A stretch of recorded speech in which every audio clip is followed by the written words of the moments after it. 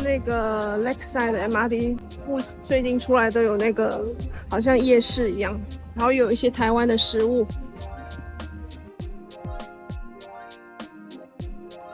這個是台灣的 All Day， 然後我買了1、2、3個，1號、2號、3號，總共11塊。我想要在這邊買蚵仔米刷，大鍋的麵線。好久沒吃蚵仔米刷啦，太棒，還不錯。但是比較沒有湯頭，它上面還有花生的，還蠻香的，而且肉感覺不會調味過度。它裡面還有一些好像芹菜之類的香菜，所以有一種香氣，我覺得還不錯。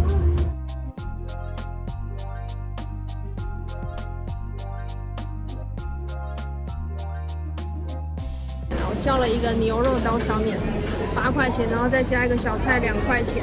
面條好吃，肉好吃，湯就不怎麼樣。其實我還算吃的蠻高興的，我都吃光了，因為它畢竟還是蠻台灣味的。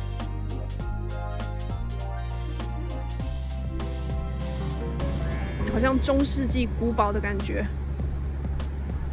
這是服務式公寓，月租約新幣9000到2萬元。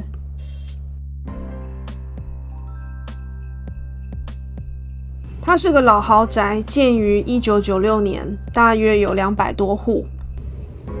它真的粘在牆壁上粘得很好，好像是就是一個壁畫這樣子。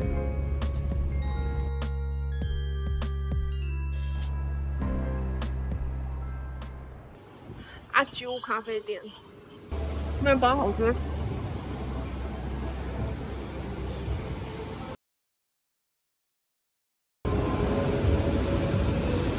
这样肉比较好吃。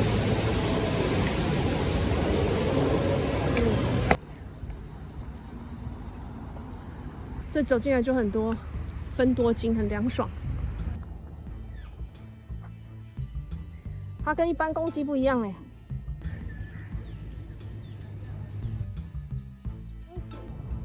然後它坐下來了，你看坐下來，一大坨的棉花。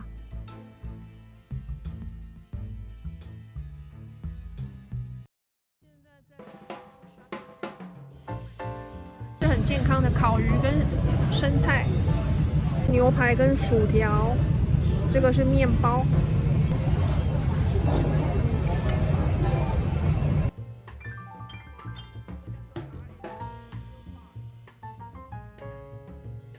這個是豬排，這個是牛排，薯條很脆，很好吃，而且肉今天我叫 medium 的，就比較軟。這個蘑菇湯沾麵包好吃。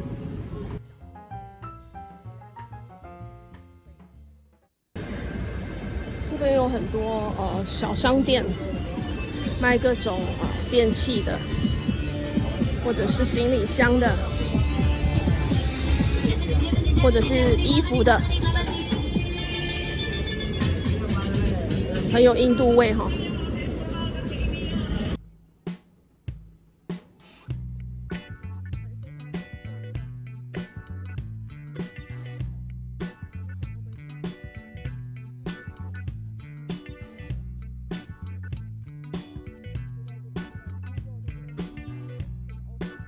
都没有看到女生哎，全部都是男生哎，而且都是印度的男性，感覺好像有一點怪怪的。這個lembu呢，在馬來文是水牛的意思，因為這一帶以前就是養牛啊、屠宰跟畜牧的地方，所以那邊的地名啊、街名很多什麼 buffalo 啊、lembu 都是跟牛有關係的。Thai Old Wheat Road 113號跟114號中間的壁畫，它是新加坡最大的壁畫，在小印度裡面最大的壁畫之一，是由這個 Yup Chong 畫的。殖民時期呢，很多印度人被招募為警察或是守衛，這是英國殖民體制的一部分。然後從第2代開始接受教育，就進入了現代的社會。那這邊有賣食物的啊，運貨的。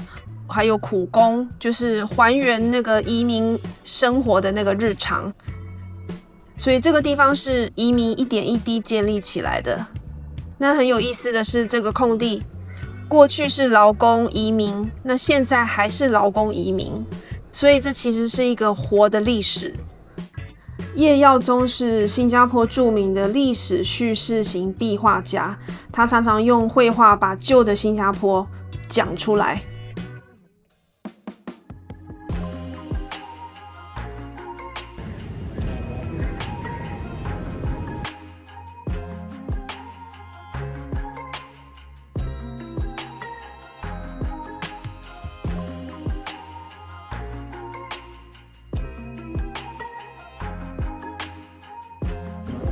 好像蠻好吃的，就是可是炸炸的東西吧。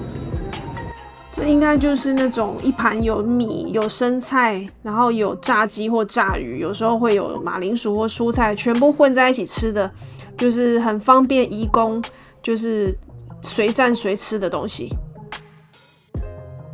感覺就是很像加油站式的吃飯方法。2塊半哎，好像不錯哎。是我現在喝不太下。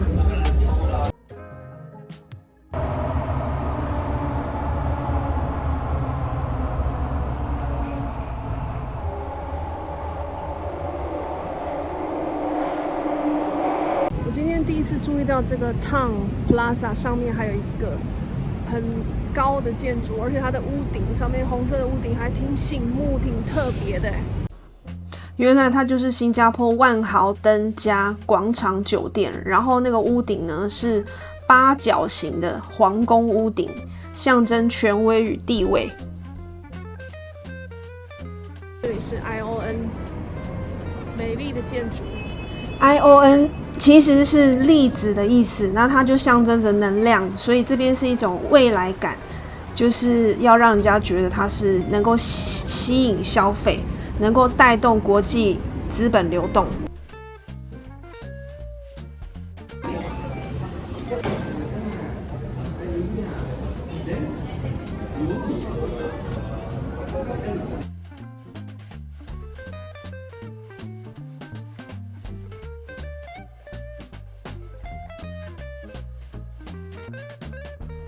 這是淡馬型的店屋，它不是純商業，也不是純辦公室，它是用錢跟理念堆出來的空間。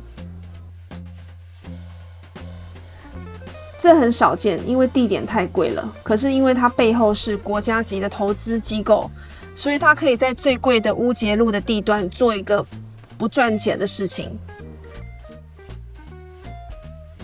店屋非常美，因為它是戰前的店屋，它保留了長條形的建築，然後有走廊。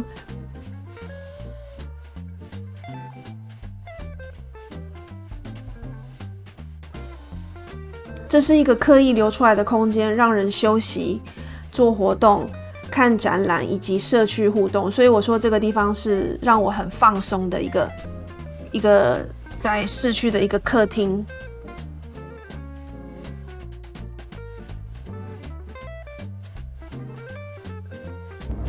國泰購物城是我現在最喜歡的一個購物中心，它是一個很溫柔的存在，因為它旁邊就是學校群，所以它並不是一個推動你要買奢侈品牌的地方，它是一個讓你可以坐下來休息、學習，然後跟自己對話或者跟別人對話的地方。